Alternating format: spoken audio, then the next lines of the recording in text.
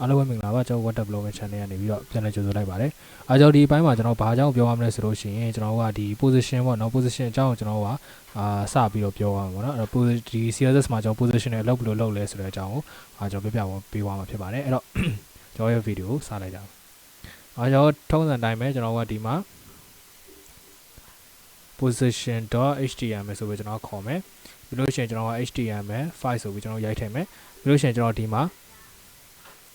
position ဆိုပြီးတော့ကျွန်တော်ရေးမယ်ပြီးလို့ရှိရင်ကျွန်တော်ကဒီမှာအရင်ဆုံးdiv ကျွန်တော်ကတည်တာပေါ့နော် parent ကျွန်တော်ပြီးလို့ရှိရင် div child ဆိုပြီးကျွန်တော် div နှစ်ခုစောက်လိုက်မယ်ပေါ့နော် okay အဲ့တော့ div parent or div child ကိုကျွန်တော်ကCSS ကိုပေါ့နော် width တွေ height တွေအတူတူပေးမယ်ပေါ့နော်ကျွန်တော်ဆိုလိုချင်တာက rectangle တစ်ခုစီပေါ့နော်တည်ဆောက်လိုက်မယ်ကျွန်တော်က link ချိန်ဖို့တော့ကျွန်တော် CSS မဆောက်ရသေးဘူးအဲ့တော့ CSS တွေကိုလာကျွန်တော်ကပြီးရင် position.css တို့ပြီးတော့ရေးလိုက်မယ်ပြီးလို့ရှိရင်ကျွန်တော်က .parent မှာကျွန်တော် width 100 pixel ပြီးရင် height 100 pixel ကျွန်တော်တစ်ခါလေးရေးမယ်ပြီးလို့ရှိရင်ကျွန်တော်က child ကိုလည်းကျွန်တော်ကအဲ့တိုင်းပေးချင်တာဖြစ်တဲ့အတွက် .child child နဲ့ကျွန်တော်အဲ့လိုပေးမယ်ပြီးကြမှာကျွန်တော် background မတူဘူးเนาะဆိုတော့ကျွန်တော်ဒီ parent ရော child ရောနှစ်ခုလုံးဒီကျွန်တော် width တူတူပေးမယ် height တူတူပေးမယ်ဒါပေမဲ့ background color မတူဘူးပေါ့เนาะအဲ့တော့ကျွန်တော်ကဒီအောက်မှာကျွန်တော် parent ကိုပြန်ထပ်ရေးမယ်အဲကြောင့်ကျွန်တော် background color ကိုကျွန်တော်ဒီမှာ wrap ပေးမယ်ပြီးလို့ရှိရင်ကျွန်တော်က child ဒီ child ကို background color ကျွန်တော်ကblue ပေါ့เนาะ blue ကျွန်တော်ပေးလိုက် okay ကျွန်တော်ဒီကောင်ကိုကျွန်တော်လာ run ကြည့်မယ်ကျွန်တော်ဒီမှာ position ပေါ့နော် position ကျွန်တော်ကစမယ် okay မပေါ်သေးဘူးပေါ့နော်မပေါ်သေးကျွန်တော်ချက်ကြည့်လိုက်မယ်ဘာတန်ခဲ့လဲဆိုရင်ကျွန်တော် link မချိန်ရသေးဟုတ်ပြီနော်အဲ့တော့ link css ကျွန်တော် css တဲက position တော့ css ကိုကျွန်တော်ကတစ်ခါလဲလမ်းချိန်ဟုတ်ပြီနော်အဲ့တော့ဒါဒီကျွန်တော်ကနှစ်ခု parent ထဲမှာ child ဖြစ်နေတာဖြစ်တော့ကျွန်တော်ဒီလိုမျိုးပေါ်နေတာပေါ့နော်အဲ့တော့ကျွန်တော်က parent နဲ့ child ကျွန်တော်အတူတူမပေးတော့ဘူးဟုတ်ပြီနော်အဲ့ကျွန်တော်ကဒီမှာဒီကောင်ကိုကျွန်တော် copy ယူမယ်ဒီကောင်လည်းကျွန်တော်ဒီမှာထည့်မယ်ဒီကောင်ကျွန်တော်အပေါ်မှာပြန်ဖြတ်လိုက်မယ်အဲ့တော့ကျွန်တော် parent ကိုကျွန်တော်200ပေးမယ် child ကို100ပေးမယ်ဟုတ်ပြီနော်ဒါဆိုလို့ရှိရင်ဒါကျွန်တော်နောက်ကအနီဒီ parent အပြာဒီ child ဟုတ်ပြီနော်အဲ့တော့ပထမဆုံးကျွန်တော်ကဘာပြောချင်တာလဲဆိုလို့ရှိရင် position ဒီကျွန်တော်တို့ကရွှေ့လို့ position တစ်ခုသတ်မှတ်လိုက်ပြီဆိုရင်ကျွန်တော်အဲ့ဒီ element ကိုကျွန်တော်ရွှေ့လို့ပြောင်းလို့ရပါဘောနော် margin pattern နဲ့ဆင်ပေးမဲ့ margin pattern ကကြောင့်မတူကျွန်တော် margin pattern ကကြောင့်တွန်းကန်တဲ့သဘောမျိုးပေါ့နော်ဒီကောင်ကကြောင့်ကျွန်တော်နေရာရွှေ့တဲ့သဘောဟုတ်ပြီနော်အဲ့တော့ position ကိုကျွန်တော်ကဒီမှာ position ဆိုလို့ဆိုတာကျွန်တော် relative ဆိုတာရှိတယ်ဟုတ်ပြီနော်အဲ့တော့ကျွန်တော် position အများကြီးရှိတယ် relative ဘာညာပေါ့နော်အဲ့တော့ပထမဆုံးကျွန်တော် relative အကြောင်းပြောပြမယ်static ပေါ့နော် static ဆိုတာတော့ကျွန်တော်ပုံမှန်တိုင်းပဲဟုတ်ပြီနော်ဒါ default ဒီ static ဟုတ်ပြီနော်အဲ့မှာကျွန်တော် relative ဆိုပြီးတော့ပြောင်းလိုက်မယ် relative ပြောင်းပြီးတော့ကျွန်တော်ကဥပမာထားပါတော့ top 10 pixel ဆိုလို့ရှိရင်ကျွန်တော်ကဟုတ်ပြီနော်အပေါ်ကနေကျွန်တော်အောက်ကိုဆင်းလာတာဟုတ်ပြီနော်ဒီကောင်ကြီးမဆိုင်ဘူးကျွန်တော် margin တွန်းလာလို့ရှိရင်သူအထက်က child မှာပါလာဒီမှာကျတော့မတူဘူးကျွန်တော်အပေါ်ကကောင်ပေါ့နော် sorry child ကိုကျွန်တော်တုတ်တာ okay ကျွန်တော် parent ကိုကျွန်တော်ပြန်လုပ်ပြမယ် okay child ပါလာဟုတ်ပြီနော်ပါလာတယ်ကျွန်တော် parent ကိုလုပ်လိုက်တဲ့အချိန်မှာကျွန်တော်အပေါ်ကကောင်ကို10 pixel တွန်းသွားတယ်100ဆိုလို့ရှိရင်ကျွန်တော်ကဒီမှာဆင်းသွားတယ်ဟုတ်ပြီနော်ဒါဒီကျွန်တော်က top အဲ့ဟိုမှာကျွန်တော် top နဲ့တွန်းလို့ရတယ် left နဲ့တွန်းလို့ရတယ်ဟုတ်ပြီနော် left နဲ့တွန်းလို့ရတယ် right bottom ပေါ့နော်စရှိမယ်ကျွန်တော်တွန်းလို့ရတယ်ဒါဒီကျွန်တော် position related ဟုတ်ပြီနော် position related ဆိုတာဒီကျွန်တော်ကဒီကောင်ကျွန်တော် position related ပေးလိုက်သူကဘာကိုမူတည်ပြီးတွန်းလာလဲဆိုတော့ဒီ document ပေါ့နော်ကျွန်တော် website တစ်ခုလုံးကိုအပေါ်မှာကျွန်တော်ရွေ့နေတာပေါ့နော် website တစ်ခုလုံးမှာရွေ့တာ website တစ်ခုလုံးအပေါ်ကိုမူတည်ပြီးတော့သူကရွှေ့သွားတာဟုတ်တယ်ဒါဒီ related absolute အကြောင်းကျွန်တော်ပြောပြမယ် position absolute ကြတော့သူကသူ့ရဲ့ parent related ဖြစ်တဲ့ကောင်ပေါ်မှာပဲသူကရွေ့တာဟုတ်ပြီနော်ကျွန်တော် position absolute ပေးပြီးတော့ကျွန်တော်က bottom 0ထားလိုက်ရင်ကျွန်တော်ကခုနဒီထိပ်မှာရှိတဲ့ကောင်အောက်ရောက်သွားမယ်ဟုတ်ပြီနော် right 0ပါထပ်ထားလိုက်ရင်သူဒီဘက်ကလာဟုတ်ပြီနော်ဆိုလိုချင်တာဒီ website ပေါ်မှာသူကအလုံးဒီ web page ပေါ့နော်သူရဲ့ parent ဒီ web page မှာအလုံးမလုပ်ဘဲနဲ့ဘာမှလုပ်လဲဆိုတော့ဒီ ဒီ parent လေးမှာပဲဒီ rectangle လေးမှာပဲသူအလုပ်လုပ်ရွှေ့နေတာဟုတ်ပြီနော်တော့ဆိုလို့ရှိရင်သူဒီပေါ်ကနေပဲနည်းနည်းဆင်းမယ်ဟုတ်ပြီနော်ဒီထဲမှာပဲရွှေ့နေတာဆိုလို့ချင်တာကသူရဲ့ parent ဒီ area တစ်ခုပဲရှိတဲ့အတွက်ဒီထဲမှာပဲရွှေ့နေတာအဲ့တော့ position absolute ပင်ကျွန်တော်က change တွေလိုအပ်တာဒီ position related ပေးထားတဲ့ parent တစ်ခုလိုအပ်တယ်ဟုတ်ပြီနော်အဲ့တော့ position related ပေးတာကြတော့ကျွန်တော်ကတန်းပေးလိုက်လို့ရတယ် position related ပေးလိုက်ကျွန်တော်ကြိုက်တဲ့နေရာမှာကျွန်တော်ကြိုက်သလိုရွှေ့လို့ရတယ်ဟုတ်ပြီနော်ကျွန်တော်အောက်ကအတိုင်းပဲကျွန်တော်က bottom right ကိုကျွန်တော်ရွှေ့မယ်ဆိုရှင်သူဒီကျွန်တော်တို့က web page တစ်ခုလုံးမှာရွှေ့ပါမယ်ဟုတ်ပြီနော်လို့ဆိုတော့ကျွန်တော်ဒီမှာဟောဖြစ်တယ်အဲ့တော့ bottom ဒီမှာကျတော့ကျွန်တော်ကဒီအချိန်ဒီမှာကျတော့ကျွန်တော် related သုံးလို့ရတခြား position ကိုကျွန်တော်သုံးရမယ်ဒါပေမဲ့ဒီမှာကျတော့ကျွန်တော်ကဒီမှာ top left ဥမာပဲကျွန်တော် top ကိုကျွန်တော်900ထားလိုက်မယ်ဆိုလို့ရှိရင်ကျွန်တော်ဒါမျိုးဆင်းသွားမယ်ဟုတ်ပြီနော် left ကိုကျွန်တော်က900ထားလိုက်မယ်ဆိုရင်ကျွန်တော်ဒါမျိုးတက်လာဟုတ်နော်ဆိုလိုချင်တာသူဒီဒီ position related တွေကျွန်တော်ဒီ web page ပေါ်ကိုမူတည်ပြီးတော့သူကရွှေ့ပါတယ် position absolute တွေ position related ပေါ်မူတည်ပြီးတော့သူကရွှေ့သွားမယ်ဟုတ်ပြီနော်ဒါဒီ position related နဲ့ absolute ရဲ့ကွာခြားချက်ကိုကျွန်တော်ပြပြတယ်အဲ့တော့ loss ကျွန်တော်ဒီမှာ top ကိုကျွန်တော်က300လောက်ပဲကျွန်တော်ထားလိုက်မယ်250လောက်ပြန်ထားလိုက်โอเค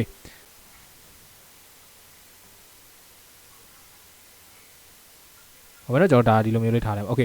နောက်တစ်ခုကကျတော့ကျွန်တော်ဗာလဲဆို position fix ဟုတ်ပြီနော်အဲ့တော့ position fix ကိုကျွန်တော်ကဘယ်လိုပြရမလဲဆိုလို့ရှိရင်ကျွန်တော်ဒီမှာကျွန်တော်ကဒီမှာ nave ဆိုပြီးတော့ကျွန်တော်တစ်ခုစောက်လိုက်မယ် class ကျွန်တော်က nave လို့ပဲပေးလိုက်မယ်အဲ့မှာကျွန်တော်ကဒါဒီ nave ဘာဆိုပြီးကျွန်တော်နာမည်ပေးလိုက်ဟုတ်ပြီနော်ပြီးကျွန်တော်က nave class ကိုလမ်းခေါ်မယ်သူ့ကိုကျွန်တော် width 100% ကျွန်တော်ပေးလိုက်မယ်ပြီးလို့ရှိရင်ကျွန်တော် background color ကျွန်တော်က green ဆိုပြီးကျွန်တော်ပေးလိုက်ဟုတ်ပြီနော်ဒါဒီကျွန်တော်ကဒီလိုသွားမယ်ဟုတ်ပြီနော်နည်းနည်းလေးကြည့်ရတာအဆင်ပြေအောင်ကျွန်တော်ကနည်းနည်းထပ်ထည့်မယ်ဘာထပ်ထည့်မလဲဆိုလို့ရှိရင် text color ကိုကျွန်တော်ချိန်မယ် color ကိုကျွန်တော်အဖြူထားမယ်ပြီးလို့ရှိရင်ကျွန်တော်က pattern လေးနည်းနည်းထည့်မယ်ဟုတ်ပြီနော် pattern ကိုကျွန်တော်က3% ကျွန်တော်ပေးကြည့်မယ်ရန်ကြည့်ပါပြီတော့ 1% ကျွန်တော်ပေးမယ်ဟုတ်ပြီနော်ပြီးရင်သူ့ကိုကျွန်တော်အလဲပို့မယ် test line center ဟုတ်ပြီနော်ဒါဆိုရင်ကျွန်တော်နည်းနည်းကြည့်ပြရှုပေးပါโอเคဒါဒီကျွန်တော်က neighbor ဟုတ်ပြီနော်neighbor မှာကျွန်တော်ကဒီကောင်းကိုကျွန်တော် position fix ထားမှာဖြစ်တော့ကျွန်တော် fix menu ဆိုတာရှိရယ်ဟုတ်ပြီနော်အဲ့ဒါ how to ထဲမှာကျွန်တော်ရှိရယ်ဟုတ်ပြီနော်w3 school how to ထဲမှာရှိတယ်ကျွန်တော် fix menu ဆိုတဲ့ကောင်ရှိတယ်အဲ့တော့ဘာအဲ့ကောင် fix menu ကိုကျွန်တော်ဘယ်လိုလုပ်ရလဲဆိုဒီမှာလုံနည်းတစ်ခါကျွန်တော်ပြပြပါ fix menu ရဲ့သဘောတဘာဝဒီကျွန်တော်ကဒီ scroll bar ရွှေ့နေတဲ့အချိန်မှာ तू ကဒီထိတ်မှာပဲကတ်နေတာဟုတ်ပြီနော်ဆိုလိုချင်တာဒီကျွန်တော်ကဒီအောက်မှာထားပါတော့ main ဆိုပြီးကျွန်တော်တခုရေးမယ်အဲ့မှာကျွန်တော်က inline နဲ့ပေါ့နော် style ကျွန်တော်က height ကိုကျွန်တော်1000 pixel ကျွန်တော်တတ်မှတ်လိုက်မယ်ဆိုလို့ရှိရင်ဒီကောင်ဒီလောလောဆယ်ကျွန်တော်ဒီမှာရွှေ့ရင်ဒီကောင် fix menu ကအပေါ်တက်သွားတယ်ဟုတ်ပြီနော်ပျောက်သွားတယ်ပေါ့နော်ဆိုတော့ကျွန်တော်အပေါ်ပါသွားတယ်ဒါပေမဲ့ဒီတကယ် fix menu ဒီအဲ့လိုဘယ်လိုလုပ်လဲဆိုရင်အဲ့ကောင်မပါသွားဘူးဒီထိတ်မှာကတ်နေမှာ तू ကဟုတ်ပြီနော်ထိတ်မှာကျွန်တော်ကတ်နေမှာအဲ့ဒါဘယ်လိုလုပ်လဲဆိုလို့ရှိရင်ကျွန်တော်ဒီ name မှာကျွန်တော်ဟုတ်ပြီ position ကျွန်တော်က fix ဆိုပြီးတော့ကျွန်တော်ပေးလိုက်ပြီးရင်ကျွန်တော်အဲ့မှာ top 0ဆိုပြီးကျွန်တော်အမကတ်ခိုင်းထားတယ်ဒီကောင်ဒီမှာကတ်နေကျွန်တော်ဆွဲတယ်ဟုတ်ပြီနော်ဆွဲတယ်ဒီကောင်ထပ်တာဒီကျွန်တော်ပြီးရင်ထပ်ပြောပြမယ်ဆွဲတယ်အဲ့တော့သူဒီဘယ်လောက်ဆွဲအပေါ်မှာကတ်နေတာဟုတ်ပြီနော်ဒါဒီကျွန်တော် fix menu လို့ခေါ်တယ်တချို့ဟာလေးတွေမှာမြင်မှုတွေမှာကျွန်တော် website လေးတွေမှာဟုတ်ပြီနော်ကျွန်တော် website တစ်ခုဖွင့်ပြမယ်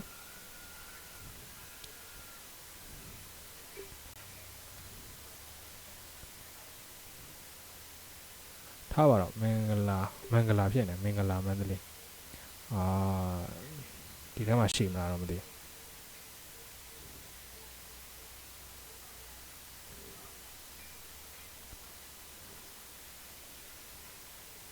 โอเคဒီထဲမှာတော့မရှိဘူးကျွန်တော်တခြား website တစ်ခုရှာပြမယ်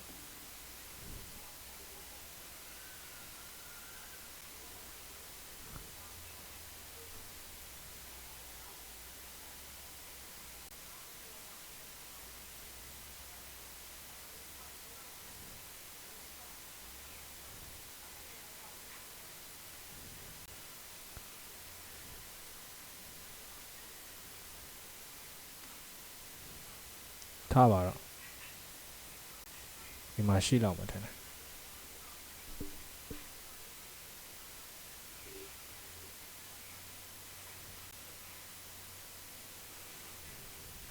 ဒီမှာလည်းမရှိဘူး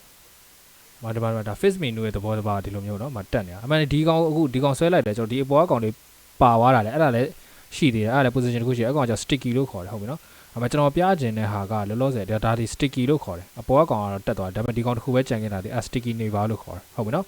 အဲ့ကောင်ကျွန်တော်ပြရမယ်လောလောဆယ်ကျွန်တော်ပြခြင်းတဲ့အရာကဒီမှာမပေါ်သေးဘူး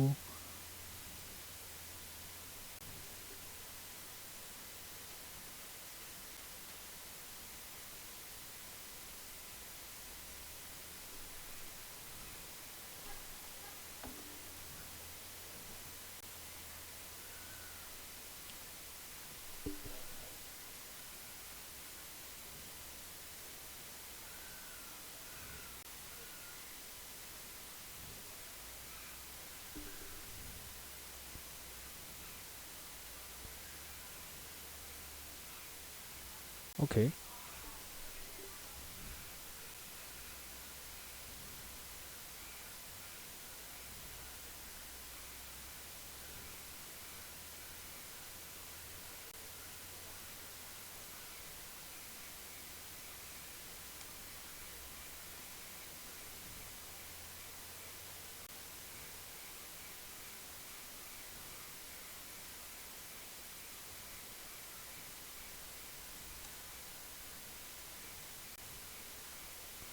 So thin forest ပဲသွားလိုက်မယ် thin forest ဒီထဲမှာတော့ရှိလောက်ပါ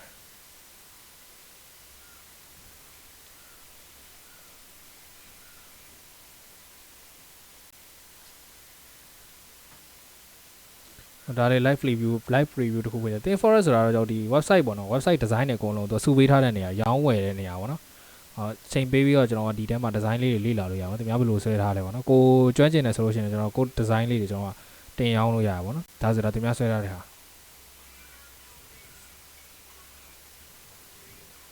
ဒီမှာဒါမျိုးလေးပေါ့နော်ထားပါတော့ဒီမှာဒီ chat with s ဆိုတဲ့ကောင်လေးဒီတောက်မှာပေါ်နေဟုတ်နော်များသောအားဖြင့်တချို့ဟာတွေကကျွန်တော်ဒီမှာသူကနှိပ်လိုက်လို့ရှိရင်အပေါ်ပြန်တက်သွားတဲ့ဟာလေးရှိတယ်ညင်မှုမလားတော့မသိဒီနားမှာကျွန်တော်ကအဝိုင်းလေးပေါ့နော်အဲ့ကောင်နှိပ်လိုက်လို့ရှိရင်သူအပေါ်ပြန်တက်သွားတယ်ဟိုကျွန်တော်ရှာတဲ့ website တွေမှာအဲ့ကောင်တွေတခုမှမပါဘူးဖြစ်နေဟုတ်ပြီနော်အဲ့ကောင်လေးကိုကျွန်တော်ဘယ်လိုလုပ်လဲဆိုလို့ရှိရင်ကျွန်တော်ကအဲ့ဒီခုနက position fix နဲ့ပဲကျွန်တော်အလုပ်လုပ်တာဟုတ်ပြီနော်အဲ့တော့သူ့အတွက်ဆိုလို့ရှိရင်ကျွန်တော်ကထားပါတော့ဒီမှာကျွန်တော်ကကျွန်တော်က div တခုစောက်လိုက်မှာပေါ့နော် div ကျွန်တော်က fix btn ဆိုပြီးကျွန်တော်စောက်လိုက်မယ်အဲ့မှာကျွန်တော်ကဒီမှာကျွန်တော် ubs ဆိုပြီးကျွန်တော်ဒါလေးပဲရေးထားတယ်ဟုတ်ပြီနော်အဲ့မှာကျွန်တော် fix btn ကိုကျွန်တော်က dot fix btn ကိုကျွန်တော်က width မှာထားပါတော့50 pixel height 50 pixel ပြီးလို့ရှိရင်ကျွန်တော်က background color ထားပါတော့ red ဟုတ်ပြီနော် color white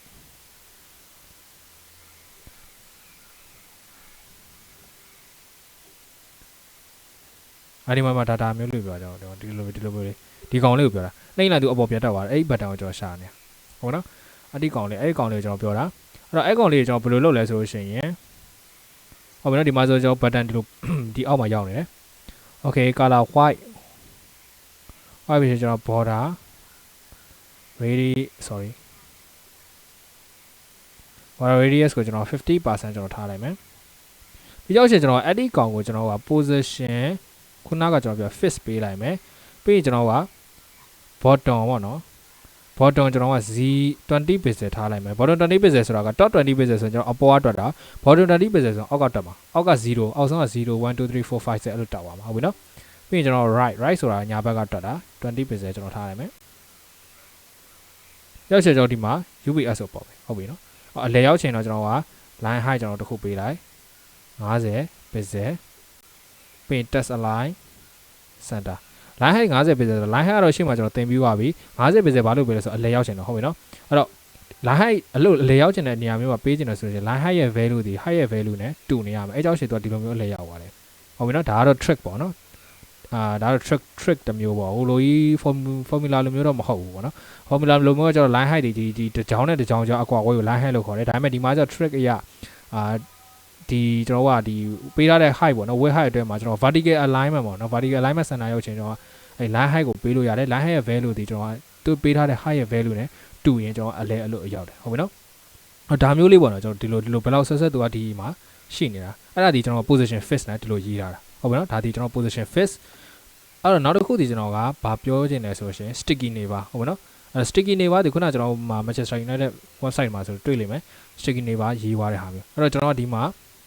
fix menu ကိုကျွန်တော်ကခဏ comment ပိတ်လိုက်မယ်ဟုတ်ပြီနော်အဲ့ဆိုကျွန်တော်ဒါမျိုးဖြစ်သွားမယ်အဲ့မှာကျွန်တော်နောက်ထပ် sticky နေပါဆိုပဲကျွန်တော်ထပ်ရေးမယ် nave sticky nave ဆိုပြီးတော့ရေးမယ်အဲ့မှာလည်းကျွန်တော်က sticky nave ဆိုပြီးကျွန်တော်ရေးမယ်ဟုတ်ပြီနော်အဲ့တော့ကျွန်တော်ဒီကောင်နဲ့တူတာဖြစ်တဲ့အတွက်ကျွန်တော်ဒီကောင်ကိုနည်းနည်း copy ကူးမယ်လေရေးမယ်ဒီမှာကျွန်တော်က sti cky sticky nave ကိုကျွန်တော်ရေးမယ်အဲ့မှာကျွန်တော်ကsteel blue ဆိုပြီးကျွန်တော်နာမည်ပေးလိုက်မယ်ဟုတ်ပြီနော် okay ဒါဒီ sticky nave ရဲ့သဘောတဘာဝဒီသူ့အပေါ်မှာကျွန်တော်ကနောက်ထပ်ဘယ်လိုပြောရမလဲနောက်ထပ် element လေးတွေနည်းနည်းရှိမယ်ပေါ့နော်အဲ့တော့ကျွန်တော်ကဒီမှာကျွန်တော်ရှေ့မှာတင်ခဲ့တဲ့ overflow တွေကကျွန်တော်ဒီကောင်လေးကိုကျွန်တော်ယူလိုက်မယ်ပေါ့နော် copy ယူလိုက်မယ် position ကျွန်တော်ဒီ sticky nave ပေါ့နော်ဒီပေါ်မှာကျွန်တော်ဒီမှာလာရေးလိုက်အဲ့ဆိုရင်ကျွန်တော်ဒါမျိုးပေါ့နော်အဲ့တော့ဆွဲတင်လိုက်ရင်ဒီကောင်တော့ဒီမှာမကတ်သေးဘူးသူကဒီထိတ်မှာမကတ်သေးဘူးဆွဲတင်လိုက်တဲ့ခါကျတော့ရှင်သူ့နေရာဒီထိတ်ရောက်သွားရှင်ညာသူကတ်သွားမှာဟုတ်ပြီနော်အဲ့တော့ခုန sticky နဲ့မြင်မှုတယ်အဲ့ဒါကျွန်တော်ပြန်ရေးပြမယ်ဘယ်လိုရေးလဲဆိုရှင်ကျွန်တော်ဒီမှာသူ့ကိုကျွန်တော် POS ID အောင်က position ဟုတ်ပြီနော် sticky ဆိုပြီးတော့ကောက်ပေးလိုက်ပြီးသူ့ကိုလည်းဒီလိုပဲ top 0ဆိုပြီးတော့ပေးလိုက်အဲ့ကြောင့်ရှင်ကျွန်တော်ဒီမှာဟုတ်ပြီနော်ဒီမှာဒီအားတော့ပုံမှန်တိုင်းပဲကျွန်တော်ဆွဲတင်လိုက်တယ်ဒီထိတ်ရောက်သွားရင်သူကသူကတ်သွားအောင်ဟုတ်ပြီနော်ဒီကောင်ဒါဒီ stock ကို sticky nave လို့ခေါ်တာဟုတ်ပြီနော်fix menu နဲ့နည်းနည်းတူတရားရောက်ရှိတဲ့အတိုင်းပဲကွဲတယ် fix menu ဒီပုံမှာဘာမှရှိလို့မရဒီလိုမျိုးအခြေအနေထားလို့မရဘူးပေါ့နော်ဒီလိုဆွဲလိုက်တဲ့အချိန်ကျတော့ဒီလိုမျိုးကတ်သွားတာမျိုးမရဘူးသူကစလာတဲ့ auto cut ထိတ်မှာ auto cut နေတာဒီကောင်ကျတော့ဒါ sticky nave လို့ခေါ်တယ်ဟုတ်ပြီနော်ဒါ sticky nave လို့ခေါ်တယ် okay အဲ့တော့ဒါဒီကျွန်တော် position အကြောင်းလို့ပြောသွားတာ position မှာကျွန်တော် static relative absolute fix sticky ဆိုပြီးတော့ကျွန်တော် position နဲ့၅ခုကိုကျွန်တော်ပြောရတယ်ဟုတ်ပြီနော်ဒါဒီကျွန်တော် position အကြောင်းကျွန်တော်ပြပြသွားတာအဲ့တော့ဒီမှာကျွန်တော်ကထပ်ပြောပြချင်တာကဒီလိုဆွဲလိုက်တယ်ဟုတ်ပြီဒီမှာကျွန်တော်ကထပ်နေတယ်ဟုတ်ပြီနော်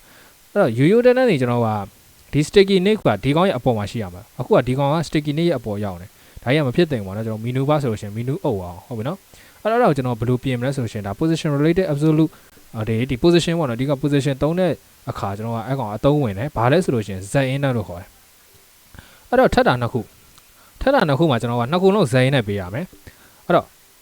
့အောက်မှာရှိစေချင်တဲ့ကောင်ကို z index နဲတာပေးအပေါ်မှာရှိစေချင်တဲ့ကောင် z index များတာပေးဒီမှာဆိုလို့ရှိရင်ဒါဒီကျွန်တော် sticky nave ရဲ့ဒီကျွန်တော်ကဒါဆို parent ပေါ့နော် parent ဟုတ်ပြီနော် parent div အဲ့တော့ကျွန်တော် parent div မှာကျွန်တော်က parent div မှာလည်း z index ပေးမယ်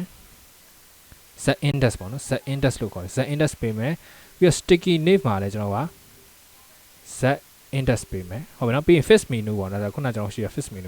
fix menu မှာလည်း z index ပေးမယ် okay အဲ့မှာကျွန်တော်ကအောက်မှာရှိစေချင်တဲ့ကောင်ကိုနဲတာပေးအပေါ်မှာရှိစေချင်တဲ့ကောင်ကိုများတာပေးအောက်မှာရှိစေချင်တဲ့ကောင်ကျွန်တော်ဒီ parent ကိုကျွန်တော်1ဆိုပြီးပေးလိုက်အပေါ်မှာရှိစေချင်တဲ့ကောင်ဒီ sticky နဲ့ fix နဲ့ပေါ့နော်sticky ကို2ကျွန်တော် fix ကို3ဆိုပြီးပေးလိုက်မယ်လောလောဆယ်တော့ fix ကမရှိဘူးပေါ့နော်အဲကြောင့်ရှေ့သူကဒီလိုမျိုးဖြစ်သွားတယ်ဟုတ်ပြီနော်ဒါဒီကျွန်တော်က sticky sorry z in တဲ့အကြောင်းပေါ့နော် z in တဲ့အကြောင်းဒါကျွန်တော်ဒါမျိုးလုပ်လို့ရဆိုပြပြနေအဲ့တော့မှတ်ရမှာဒီကျွန်တော် position fix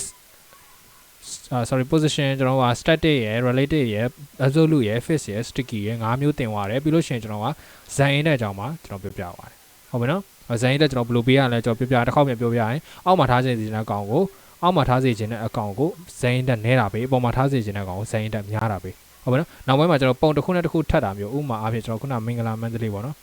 မင်္ဂလာမန္တလေးကိုကျွန်တော်ပြန်ဖွင့်ပြရမယ်ဒီမှာဆိုရှင်ဒီမှာကြီးကျွန်တော်ဒီမှာဒီ slider ကိုကျွန်တော်အောက်မှာပုံနေလာထပ်တာဟုတ်ပြီနော်အဲကြောင့်ရှင်ကျွန်တော် position related absolute ရေကျွန်တော် z index သုံးပြီးတော့ကျွန်တော်ဒါမျိုးထပ်လို့ရတယ်အဲ့လိုပုံထပ်တာမျိုးတွေကြောင့်ရှင်